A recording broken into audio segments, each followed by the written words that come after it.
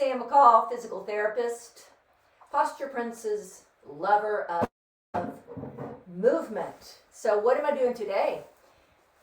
I'm going to introduce to you an old-fashioned physical therapy exercise that we do for shoulders to gain range of motion of your shoulders so that you can get stronger in your upper back and shoulders and arms.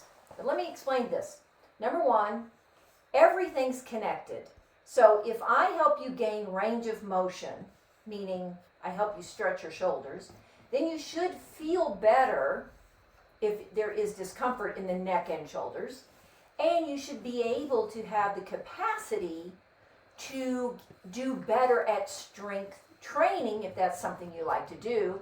And actually this is a form of strength training because of using good form creates strength. So what I like to say is I do structure training, which is equal in many ways to strength training. And you're like, oh, come on, you don't have any weight. Well, if you look at dancers, many people know that dancers are strong. But they're strong by the way in which they move and how they use their body with gravity.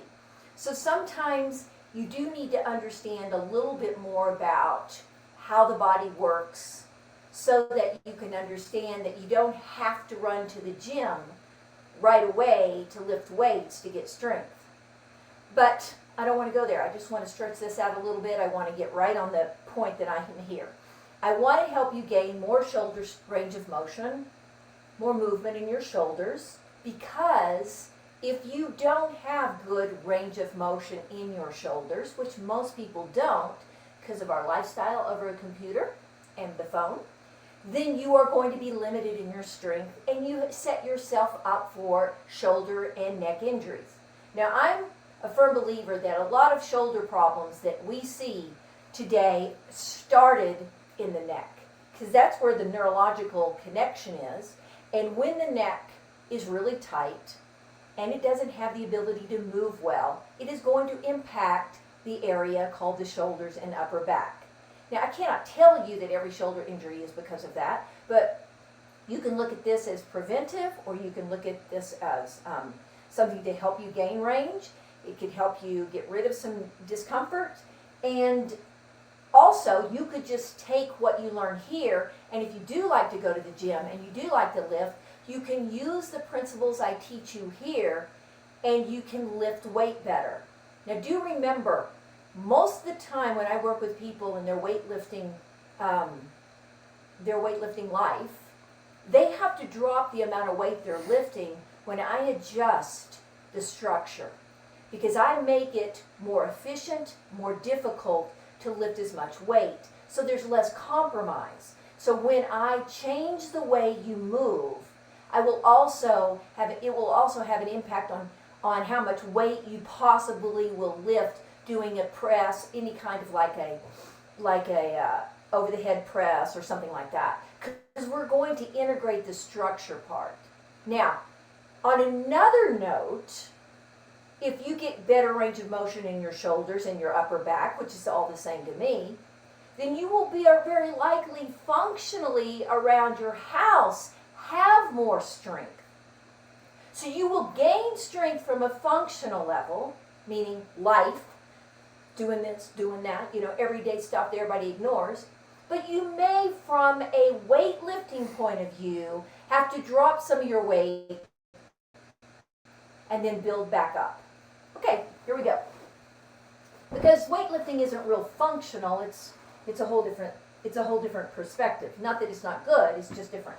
Okay, so I'm going to go to the floor and lie down on the floor. You can do this on your bed. If you will participate with me, you're more likely to have questions that really will help you. If you just think of an idea question and you ask me a question from just watching me, it probably won't give you as much as if you just lie down wherever you are, grab a broom if you want. This is, excuse me, little boo. This is a walking stick, and so I'm going to use the walking stick because it's a little shorter and a little easier for you to see. Okay, so first I'm going to do is I'm going to go down and I'm going to set my neck up well. This is a piece of fleece. You can get a towel, and you can also get a smushy pillow. I see a lot of neck issues because of one simple thing. They try to support their neck and their face is up and their shoulders are back, and it doesn't work. So I'm going to go back on my elbows. I'm going to walk my elbows back, which is already a stretch for my shoulders. I'm going to go down, and I'm placing this fleece, and I can turn this way. Is that good? I'm going to place this fleece a little bit under my shoulders, the top of my shoulders, and then I'm going to squeeze in the fleece so that it contours my neck the way I like. This causes my shoulder and neck to connect, and it supports my neck. At the same time, it supports my shoulders and my head. So what I'm not doing is making a roll and sticking it in my neck like that. I have not found that ever to be effective for people. And what I mean by effective is long term, helping the neck and the shoulder and the head have a better alignment. That's what I care about, because it works. I only care about stuff that works. If it doesn't work, I don't care about it. So, I make a little wedge, smaller down here. I walk back on my elbows, I drop down, or forearm, and I have to finesse this to make it feel like my shoulders and neck are supported. My book shows this really well. You will have to work on it a little bit to get it the way you want it. That's part of healing. Part of healing is being able to finesse and feel, okay, I feel supported in my shoulders, my neck, I like the way this feels. It's a feel thing with me. It's not a right or wrong. Your brain thinks right or wrong. Your body is a feel. It feels things. It says, okay, that feels pretty good. Yeah, I like that. That's supported. Okay. Now, this is, the old exercise is just really just taking your arms back and forth. Be careful, perhaps. Okay, is she right there? Yeah. Okay. So, here's what we're going to do first. You're going to take one hand and you're going to come around to your shoulder blade, and you're going to draw your shoulder blade down with your hand. And you're going to do the same thing on the other side. Now this sounds like, oh my God, why are we doing this? Because I want to set your shoulders up in a way that they're going to gain range versus just creating more problem. If you can't bring your hand to here and move your shoulder blade, then do it every day. I could not either. It doesn't matter if you're big or small. It has more to do with the fact that you don't have the range to move your shoulder blades and you don't have the finesse. That right there will change the way your neck and shoulders move. Because our shoulder blades tend to ride up, and they tend to be up on our back and on our neck. I mean, it's a little exaggerated, but that's the best way to explain it. So I pull them down, and then I relax, I stretch my butt out and legs. I don't press my back down. I don't do anything but just let my structure be free. I relax everything. This is structure training. Training your body to relax the muscles and let your structure learn how to do things different, or like they're naturally designed to do.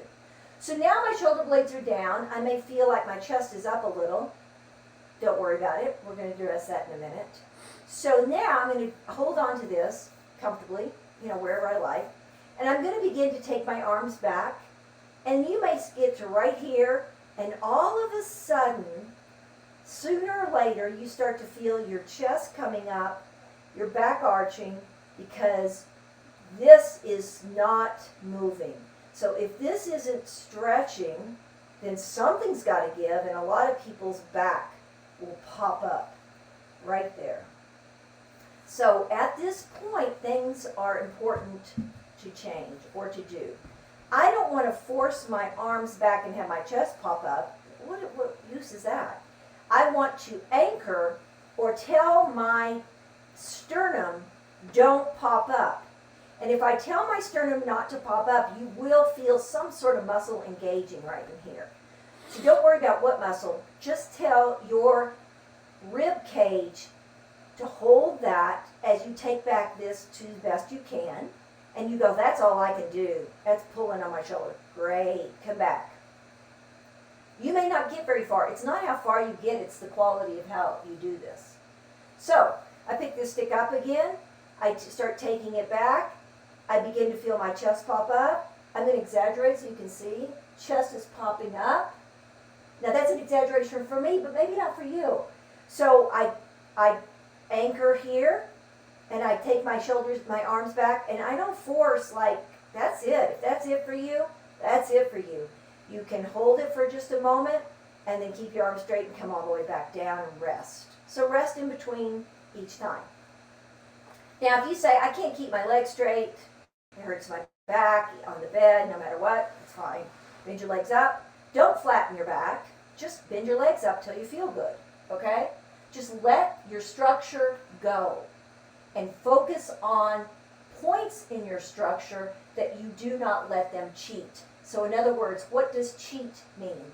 Cheat means I get to here and my chest starts to pop up. If I just keep letting my chest pop up, then I'm really stretching my back and not my shoulders. I don't want to cheat, so I bring my chest down, or something in here holds it down. I don't want you to think about muscles. I just want you to just hold it down with the muscles in there. And I want you to feel the stretch in here.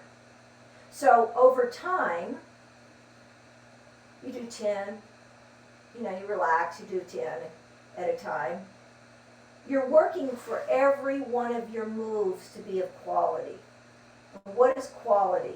Quality means I keep this down with the muscles in here, and I feel some sort of stretch in here. So over time, when you do this, you get more motion in your shoulder without compromise of your back and your neck. I want to purely be able to move my arm without my neck, my ribs, and my back having to move to compensate. Okay? So I am working on range of motion and strength at the same time because I have no choice. My body will strengthen as I keep certain portions of my spine stable. And that I mean by certain parts of my spine was when I put my ribs down. And I kept my ribs down. That was keeping my torso in place, which is my back, which is my ribs, which is my chest, this whole area. So if I was sitting here and did this, if I bring my arm up and my back starts to overarch, this is a good way of seeing it. What good is that for my shoulder? It's not, or my back. If I keep my chest in place and take my arm back, I get a stretch here. Now I just set up and did that because I think it's a better visual, but I really think you should do it lying down wherever you choose because you're going to get the ability to relax better, feel it better. You're not going to do it wrong if you're conservative with how many reps you do and you're consistent. You should do this for like 10 days to 2 weeks every day and see what happened, what changed. Because change only happens with showing up. You got to keep showing up. So there you go. That's kind of the scoop on how you train your structure, which is what I think we ought to be focusing on, so that my muscles can either relax, get strong, and I can get more comfortable. Okay, so now questions. Let's see here. Darlene in Tucson says, my husband has a frozen shoulder. Is there anything he can do? Yeah, frozen shoulders are complicated because there's more going on than just the structure and function. I don't think anybody's really clear on the whole frozen shoulder thing. I don't think there's anything wrong with him doing something like this as long as he doesn't force and get discouraged that the range of motion in his shoulder may stay somewhat limited. But a lot of times with frozen shoulders, other parts of your body will start to guard and get, it will start to influence the other parts of your body. I think it's a great idea for him to do this as long as he doesn't get discouraged that frozen shoulder may not move and change a lot for the time being. They're kind of like, They get better on their own sometimes without any assistance. But I like doing things like this so that the other joints and the other parts of his body do not get all jacked up or tight or uncomfortable and compromised. And if he gets better with it in his frozen shoulder, then he probably doesn't have a frozen shoulder. He probably has something else. I'm not saying it would be misdiagnosed, but frozen shoulders are very unique. Monty in Nashville asks, I'm not sure why my tight neck affects my shoulder. Please explain more. Okay, I'll explain, but you really aren't going to understand until you experience it. I can tell your brain all day why your neck and shoulders are tight and they're together. But you're not going to understand it until you go down and really play with it. So, here we go. I'll give you the best explanation I can. Say you're sitting at your computer and your body position for many, many hours a day or many hours in your life is that your head's a little forward, your shoulders are a little rolled, and your hands are like this, or you're on your phone. Your neck and your shoulders, neither one are in an ideal position over and over and over and over and over again. Neither one. And they're very close together. They're very connected. If you can't see that, you just have to go stretch your neck and you'll feel that. Or try to move your shoulder and notice that your neck will feel it. You try to move an arm and you will feel it in your shoulder. You'll feel it in your neck. Or if you don't feel it in your neck, and your neck is so tight that you can't feel it, which is not uncommon, then you have to support it and move your shoulders to find out how these two compute together. I will not be able to ever satisfy people's mindset usually unless I've had this before. And this was kind of cool. Example. I had a client who had really bad back problems for years. His mid-30s, he's a big golfer. His wife had done everything possible to help him, with every kind of therapy and everything he tried. She gave him my book. He read my book. He walked into my office and said, "This makes sense. Let's get on it," and he's fine. The picture of what I explained in my book made sense to him. So in a way, his mindset said, okay, this makes sense. I'm in. I'm willing to try what you do. So my book explains the history and the ideas and the relationship and the practicality to what I do. And maybe that's the type of person you are. It is the type of person I am. It's got to make sense. It's got to be reality-based. I can't just say, okay, my neck and my shoulder connected. Give me a bigger picture. I'm a big picture girl. He was a big picture guy. So in that way, yes, our minds can have an impact on our bodies. So I didn't want to totally negate that. Okay. Lou in Williams asks, should I do multiple sets of this movement like I do sets of weightlifting? I would start off small and build. It's kind of like if you took an Advil. If you take one Advil, the effects of the Advil are going to be different than if you take 7. You know what I mean. Your movement is medicine, okay? So what I would do, one set of these, 10 or 15, go away, bring it back tomorrow. And after 7 days, 5 to 7 days, you're like, I'm fine. It's not bothering me. Then add 5 more reps or add another set. Build, just like you do in weightlifting. You build, you won't get injured if you take small steps, and you won't have a negative issue. So yes, you can build. Yes, like weightlifting, you can add. But remember, you want to take small steps. You don't need to overdo it and then have an injury. Hank in Mesa says, what weightlifting exercises should I avoid if my shoulder is hurting? Anything overhead. Just because you don't know how to, because you don't know how. Like if I'm pushing up and my shoulder, I'm going to exaggerate, but let's just say my shoulders are like this and I'm pushing up. Well, it couldn't be great. And then what I see a lot of, not a lot of, but I used to see a lot of, is when people would lie back on the bench press, and they would bench press and have too much weight, and they would take their elbows back. Let's play like I'm on a bench press. Play like I'm lying down. And they would take their elbows back here, and they'd have weight, and so the anterior part of the shoulder gets injured because there's too much weight and there's not great feel or range of motion in the shoulder. So the better you feel you have of emotion, like if I don't have good feel, and what does that mean? Feel means if my shoulder is sitting up next to my neck and my shoulder's really tight, I can't have good feel.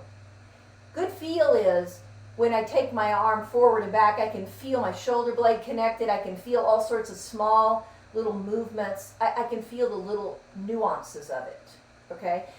If you are a tennis pro, you have a good feel of the tennis racket, but you may not look that much difference holding a racket than somebody else. But the feel that that pro has is totally different than the novice, okay? So the same thing goes for every joint that we move, synovial joints that we are working with. So I would be very careful with bench press and anything overhead. If you grab a bar and want to bring it down, I highly recommend that you know how to bring your shoulder blades down.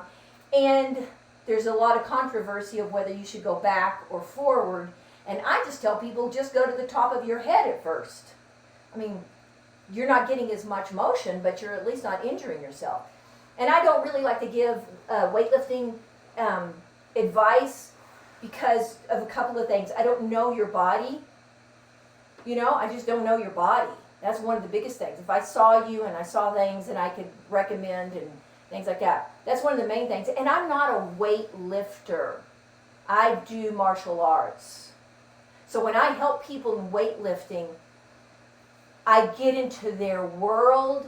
I make sure that their structure is working. They're getting structure training. And then I let them go from there.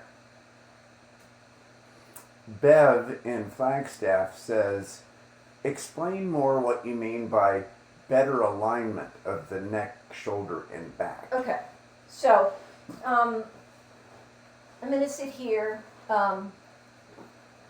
And so if this is a good little thing to know. So here's the hole in my ears. Okay? And if my head is forward, then my hole in my ear is forward from the alignment of my neck. Okay? If my hole in my ears are more over my shoulders, that's a better alignment. That's one thing. Let's go with the nose. Chin. If my nose is up high, higher than the holes in my ears, then my neck is tight in the back. If my nose is lower, this is not easy, but if my nose is either in line or lower than my holes in my ears, my neck is nice and long. That's rare. It's rare for people in Western societies to have really good, long, strong necks because we don't carry stuff on our head. And if we carried things on our head, we would find this to be a very important piece of anatomy, but we don't. So part of the deal is I think the hole in the ears help, because if my holes in my ears are in line a little bit more with my shoulder, I can feel that.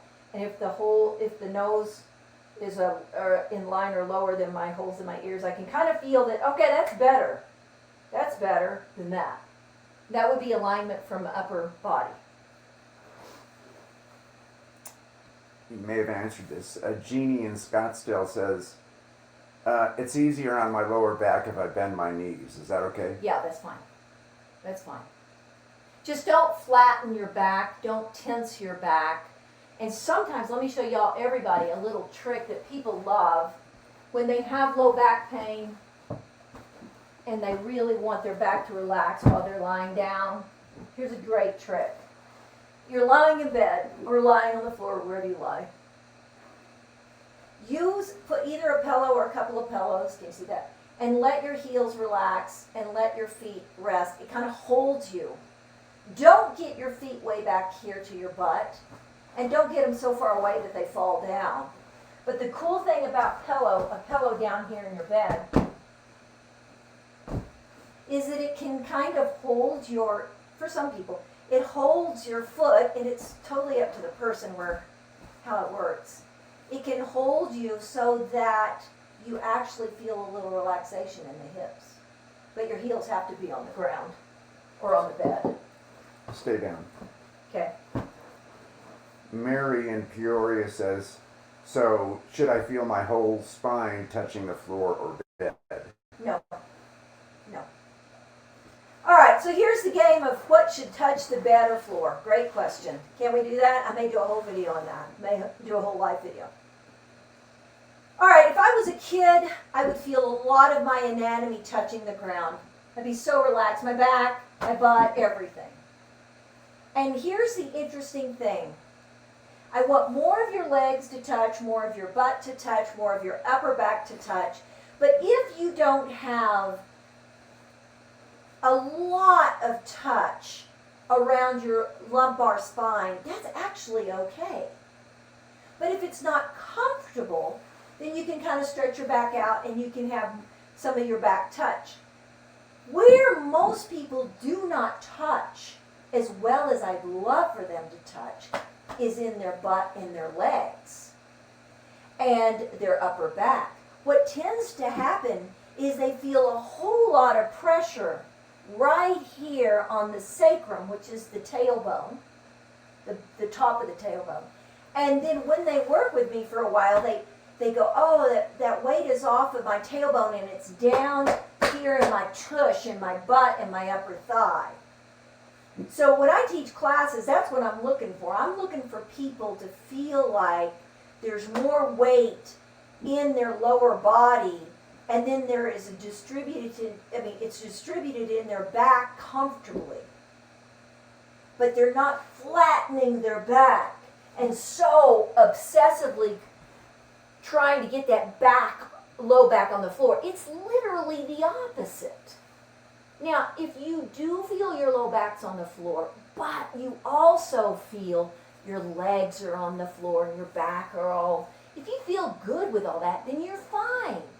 It's not an either or. It's more of get off of this obsession with flattening the lumbar spine. It is literally an obsession.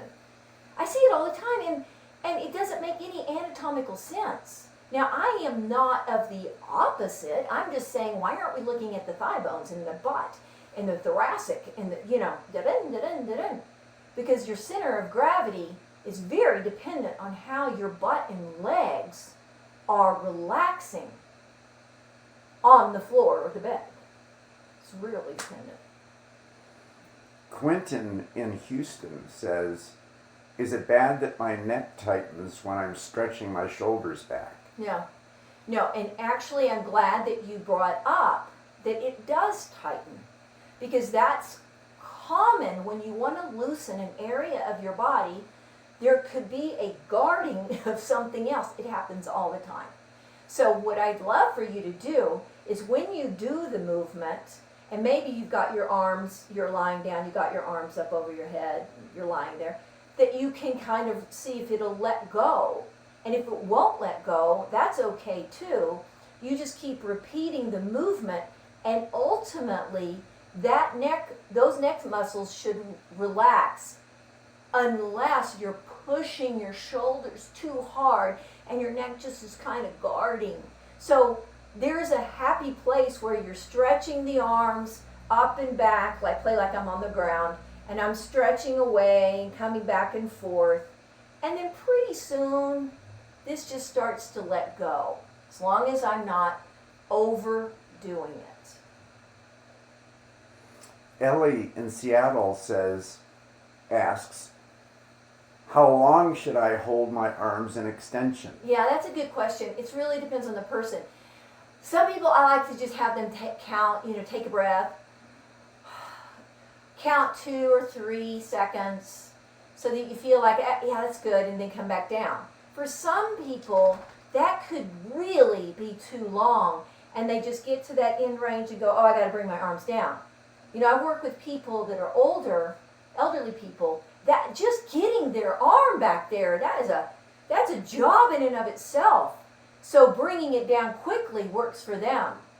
So if you feel like just getting your arms over your head when you're lying there, if that is like, okay, that's it, baby, that's all I got, then bring it right back down.